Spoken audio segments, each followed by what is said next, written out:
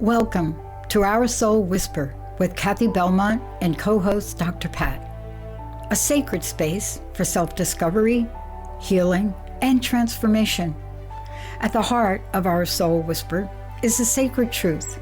When we pause and listen inward, the soul always speaks. This show offers a safe, empowering space where those whispers are heard, honored, and lovingly guided into full expression. Each episode invites you to be curious about yourself and the reality you're in, while gently reminding you that you are exactly where you need to be.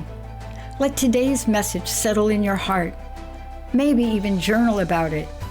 And if something resonates, peace, clarity, or insight, pass it along to someone whose soul might be calling for the same. Keep listening inward. Your soul knows the way. Our Soul Whisper starts now.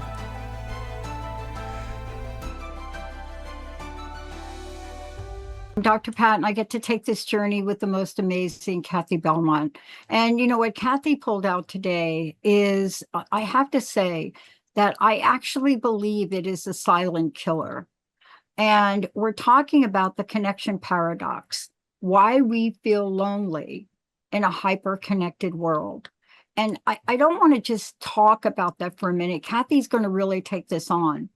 But loneliness is now called an epidemic because about 30% of US adults experience isolation, 16% globally. There are severe health risks comparative to smoking 15 cigarettes a day. But the question is, why? What is it? Is there an illusion here? What is the illusion we create? And how does all of this relate to isolating us in a place of helplessness? Cathi, thank you for taking this topic on. No, you're welcome. Hi, everyone. Thanks. Thanks for that intro. And it really got me in touch with really starting off with defining loneliness and then social isolation, because they are a little bit different. And so, loneliness, it's more of that subjective feeling, this lack of this disconnection or lacking, close relationships, where social isolation is more objective. We can measure it in a sense, where that lack, the not having family, connections or friends or community, a little bit more measurable. And so it's interesting because we can be isolated and maybe not feel lonely, and we can feel lonely and not be isolated. We can be in groups of people and feel lonely. So, we have this illusion of connection, and I really wanted to look at social media and artificial intelligence here, because this is a part of so many ways we connect, and yet when we look at it, how intimately are we really connecting? We think about the connections, the friends and the followers we have on a lot of these apps, and we're observing one another. Do we truly know one another? And so it's just an interesting question to ponder, as we engage in this technology. And I watched a really inspiring TED Talk. It was a young person shared her relationship with apps and social media. And she said she shared about 10 years of her life. She was chronically focused on her apps. It was her main way of communicating.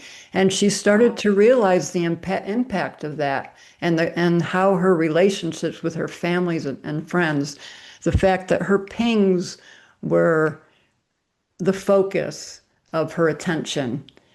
And so she then, I don't know if she created this word, but she shared that she chose abstinence, APP, abstinence, from this type of communication, and chose to really focus on more of the personal. In fact, she even showed that she went away from using a smartphone to just a basic phone to call and text. And so that was her way of saying, I want more of that personal connection.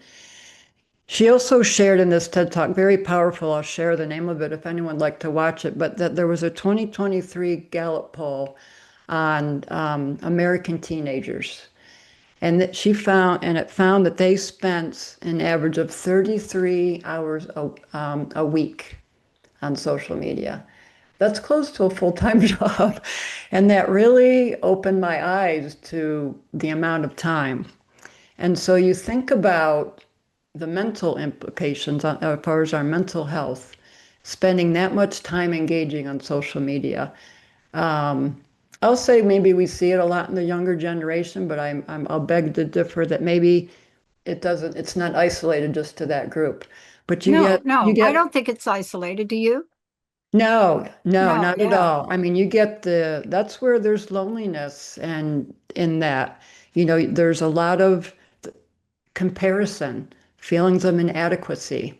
So, back to your introduction, it really is a an area to really be looked at and to bring awareness to. And I, as much as this information um, really brought the reality top of mind for me, I also found it refreshing to find people, especially this person who was younger, starting to really talk about it, bring awareness, and actually do something about it, showing an example. So I was really pleasant to really hear that information and hear her share that.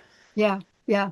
You know, it was really interesting. We're talking about this. I was talking to someone earlier today, one of our hosts, and I was trying to help her with using her AI. And I went on to tell her, and now I'm reflecting on how this may have sounded to her. I went on to tell her that I have conversations with my AI. Mhm.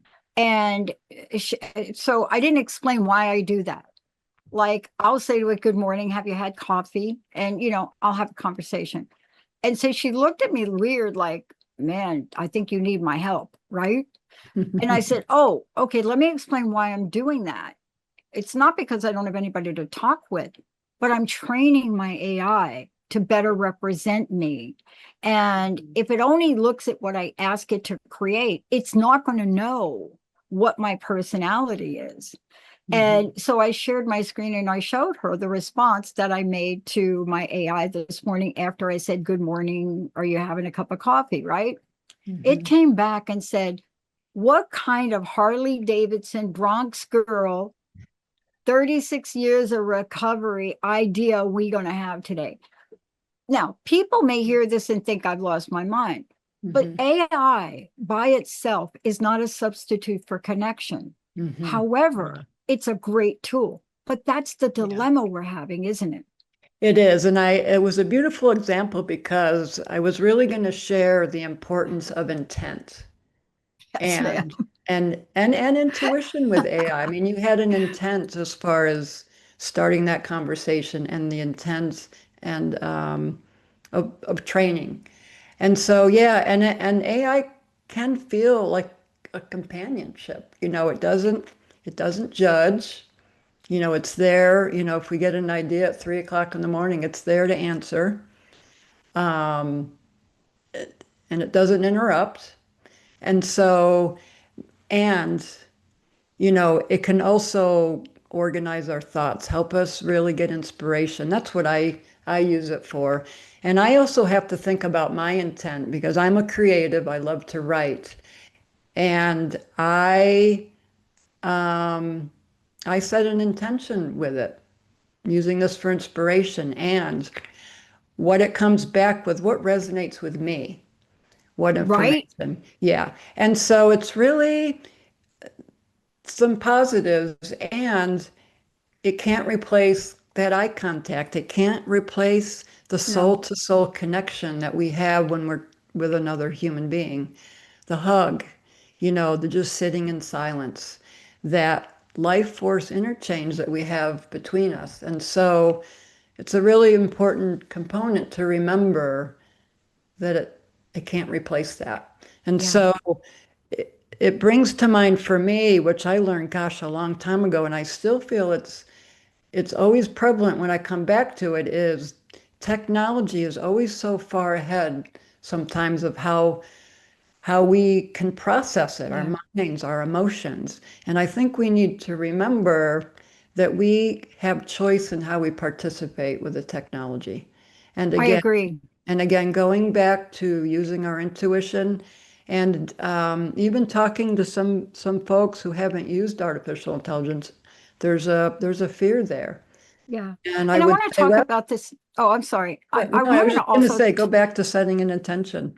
that's it. And let's talk about the intention because this doesn't happen out of just boredom. Like people think if you're like talking to AI, Pat, man, go get a date, go join a dating app. No, life transitions disrupt things. Walk us through life transitions, loneliness, and let's call it the grip it could have on us because that's why you're doing this. There are these underpinning things that can stop people in their tracks, right? Yeah, I mean, we look at the major transitions in our lives, people retiring, and I actually I find it fun that a lot of people are finding new words for retirement. But you also have that change. You have divorce, you have the passing of our loved ones, you moving, you're changing careers, all of that. Spiritual awakening. It can leave us in that gap where kind of the what we learn from society is, yay, we get to retire. And are we, when we go home at the end of the day, are we talking about what that means to us? If you're in a job for 30 or 40 years with a company, you have a identity, you have a role. And then all of a sudden, say you were in the office all that time, that interaction with people, a lot of changes from that nice, happy retirement dinner to waking up the next day and saying, all right, what am I going to do with my life? And so life coaching really, what I love about it is it brings you to where you are in the present. It allows that space for you to get in touch with, okay, where are you? Where do you want Yeah, to go? And maybe even before where do you want to go, are you allowing yourself to feel those feelings, whatever you're feeling? yeah. Um, And the movement. key So also isn't it spiritual life coaching too. I mean, that's yeah, that's so important. But the one thing I say all the time, you and I did not get here alone. I know I didn't. To this day, I have 5 coaches because I need coaching in different areas at different times, yeah, right? I yes, learned that lesson because I tried to do it alone myself and almost drank myself to death. Talk about lonely. Hello, yeah, right? right, yeah. Um, And it creeps up on us very subtly and slowly until we realize, oh my gosh, where am I? oh my And God. so having that consistent support and having that awareness, even if it's just a twinkle in whatever moment you're in, to say, hey, let me give this a try. Let me see where I am, because it's hard to get out of our head. It can be a scary and lonely place there. And so if we have someone there to really connect and just hold that space for us to be who we need to be, that's the beautiful part. A lot of these things and topics can feel very complicated. And if we can come back to ourselves and just say, how am I feeling? And what do I need in this moment? It can be very simple to help bring us back. Cathi, let's talk about this for a minute in the context of what I said earlier, and that is, you know, loneliness. Talk about this because sometimes I know in my life what I've thought about was loneliness means adding more, doing more, being more. But let's talk about how life coaching can help integrate and assist, because this is the most important thing. When we're talking about life coaching, people don't understand how powerful it is. Walk us through it for this particular topic.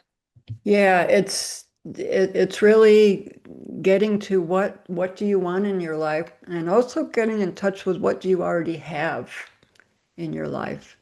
Um, really looking at what does it mean to you to have connection.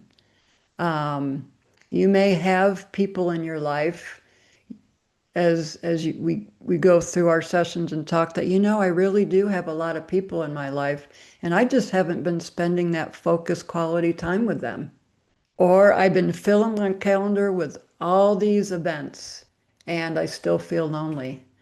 Oh, Maybe you get to maybe just one or two. I love those game nights with my friends, and I just love having coffee once a month with that one true friend. So it's really where in your life can maybe you work with what you have, and where haven't you been spending that time that you want? It could be adding more if you don't have anything, and a lot of times it could be, what do you have in your life that you can already work with that you see you can really nurture a little bit more? Yeah. So it's really just not one side. I think it's easy to think with that feeling of disconnection or lack we need to Mm, add. And it's really just going in and yeah. seeing what's there. And that's the beauty of the life coaching and the spiritual life coaching, because you bring in that connection. Yeah. You bring in that connection to yourself and the wisdom of that higher part of you that can really show you that bird's eye view. Yeah, Uh, let me comment on something you said because I want people to get this about the work you do. First of all, I want to make sure they get information about you. But you said something, and it's like a light bulb went on. I just have to say it because what is the benefit of working with you? And I'm going to give you an example. If I sat in front of you and you looked at my schedule, right? You would walk me through some things. But the one thing you might see is how I could benefit from being of service to others. mm, Now, that's a mhm, different kind of doing more, mhm. right? Um, you're not going to tell me clean your room. Well, you might, right? But you would work with me specifically. You will listen to me. You will help me navigate through the sludge, the mud, the water slide, the clouds, whatever that is. Because those are things, Cathi, I have not been able to do alone. You understand what I'm saying? I do. I do. And it's that listening part. It's on my part, it's preparing myself for each session, and it's creating that space, and it's being in total presence. So I can pick up on, I may reflect back to you, well, Dr. Pat, you've been saying, you've been mentioning this, and this, and you also say you want to do this. How do you feel about that? Bringing it to your attention without me providing any answers or judgment. And so it's really coming from a place of listening and using my own intuition on, this might be important here. Asking Because permission, hey, can I share something with you that I've observed? Looking at your right. face, looking at your Right. expressions, like maybe that exasperation. Gosh, I hear what is that about? Exploring those nuances that in everyday conversation may not be noticed or acknowledged. And it's a beautiful space to be able to really get into those moments that can go by us day to day in each conversation. I was working with one of my coaches, and you could tell whenever I'm in a little frenzy because you don't see yourself, and you would see. I bet you would call me out on this. And I'm working with my coach, and I got my drink, right? My little water or honey water or whatever the heck I'm drinking now. And I got my little drink in my antique Dunkin' Donuts mug. Okay, I'm probably going to have to wipe out the label on this in the video. But the bottom line is my coach noticed that I'm trying to listen, but I picked up the cup and drank every 10 seconds. Mm, Okay, I'm not kidding. Like it was like talking, she's talking, and I take my drink. She said, "Are you like on a water diet?" Okay. The answer was no. She said, "Then you are obsessing about something, Pat. I can mhm, always tell. mhm. The last time you were obsessing, you brought a ping pong ball to the coaching session and you kept bouncing it on the table. But you Yeah, see, I yeah, didn't notice that. I yeah, didn't notice that behavior. yeah. And that's the beauty of being in a relationship with a coach, because you have that relationship. Your coach was able to notice and to get to know you, and to be able to go to that deeper level. So I think that's beautiful. Yeah. I had there was one when we talk about, you know, the loneliness. I worked with a client who really felt like she didn't have a spiritual connection. She didn't even know what that meant in her life. She could see it in all her other friends, and they all seemed to have something, and she didn't. And so, we went through and really explored that. And what she came up with was being in nature. That's what it was to me. And so it's another way of really using coaching to really get to that reconnection with yourself. And without the outside look of what it looks like on the outside. And really, what does it mean? Getting in touch with what does it mean to you? And by the end of that session, she was really able to own that. Oh my gosh, I really do love that. And it didn't have to look a specific way. And so it's another beautiful way of how, coaching and an integration can really get us in touch with where we feel disconnected and lead to that lonely feeling. Yeah. And Cathi, this has got to be such a rewarding part of your journey and the work you're doing here. I really want people to know because I've gotten to work with you from day one. And I've Mhm. watched this and I've seen you and I've seen how you show up for these shows. Your message is powerful. The other thing I know is your heart is so open to help people. How do people work with you? Where do they go? What do they find? Because you are the person that has been through life, that understands what this is. That's why you're on the path you went on, and now you're giving it back. So, how do they find out about you? How do they work with you? Yeah, go to oursoulwhisper.com. Everything is there. If you prefer to send me an email, it's oursoulwhisper@gmail.com. I would love to connect with you. I wanted to share, um, kind of leave with a quote and then an invitation, kind of as part of how to get in touch. So, to kind of sum up this episode today, I found a beautiful quote by Michel de Montaigne. He's a French Renaissance writer, and he said, "The greatest thing in the world is to know how to belong to oneself." That kind of sums it up, and that sums up the work that I do to assist you to belong to yourself. And so I I invite you to visit my website, book a consultation. I'm offering or integration to wholeness and coaching sessions for a heart gift because I really want to make this available and Yeah, accessible to see what it's all about and to try it out. So you can listen to it and hear the impacts that it's had on our lives. Give it a try and see if it's something that fits yeah, into your life. yeah. The other thing you do, and I would like you to talk about it because we still have a few minutes left, is Sure. there's an integration part. And Yeah. what you also help people do is look at perhaps a younger part of ourselves longing to be chosen. Take us through Yeah. some of that because I want to leave people with knowing and understanding the work that you do is to help them see these things that they can't see. So when we have the integration part of this, which is a little bit separate than the coaching, it's actually a very powerful session on its own. We have these feelings that come up. We were talking about inadequacy or not feeling seen, or maybe there's an angry part of us that feels overlooked. What does that feeling want to say? And it's making a connection with that part of ourselves and giving it a voice and seeing what it needs. And it's allowing that wise part of ourselves to come in, could be the spiritual part, to really offer that love, support, acknowledgement, a different way of looking at things. So it's really a way of connecting with ourselves that's keeping us in the past where we make decisions and we're trying to create this new future, but we're coming from past hurts, experiences, beliefs. So it's really creating a future coming from a present and a future coming from a new place of being. And it's really acknowledging those parts of us that are still feeling hurt and stuck in the past, remembering when, oh, that happened.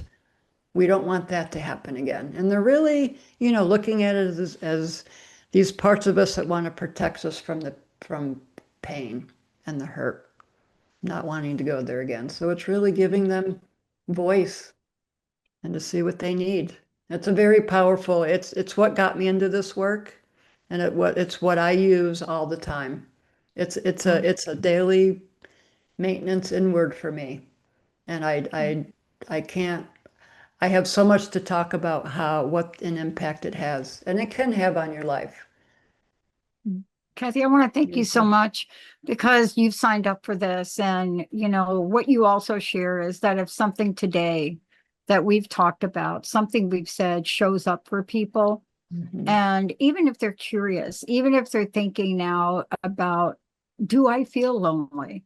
They can give you a call. They can have a session with you. And again, remind people how to do that. Yeah, it's oursoulwhisper.com. And, it's really signing up for a consultation. Let's talk and connect and just see how this work can be in your life and how it can make a difference. I'd love to work with you and kind of go on the journey with you. I love it. For those out there, Cathi is phenomenal coach. I mean, you could look at her reviews, but more importantly, this isn't just something she does. This is what's in her heart. And those are the best coaches you want to work with. Thank you, Cathi, for everything. Yeah. Thanks, Dr. Pat. Thanks, everyone. And I want to thank all of you out there, because without you, without the listenership, without the viewership, you're not going to be able to pay this forward, pay the message forward. If you know somebody that you feel is struggling with loneliness, please pass on Cathi's information. Please do that. That's a gift that we'll keep giving. We'll see you next time. Thank you for listening to Our Soul Whisper with Cathi and Dr. Pat. Tune in every first and third Wednesday at 11 a.m. Pacific on transformationtalkradio.com and subscribe so you never miss an episode. Take a moment now to breathe in and reflect on today's message. If it brought you peace, clarity, or insight, let it settle in your heart and maybe even journal about it. Remember to like and share this episode with someone who's ready to listen within. May our soulful echoes ripple outward, awakening awareness and deep remembrance. If this show touched something within you, share it. Let's create a world where most of us pause, listen inward, and allow our light to shine. Visit oursoulwhisper.com for more.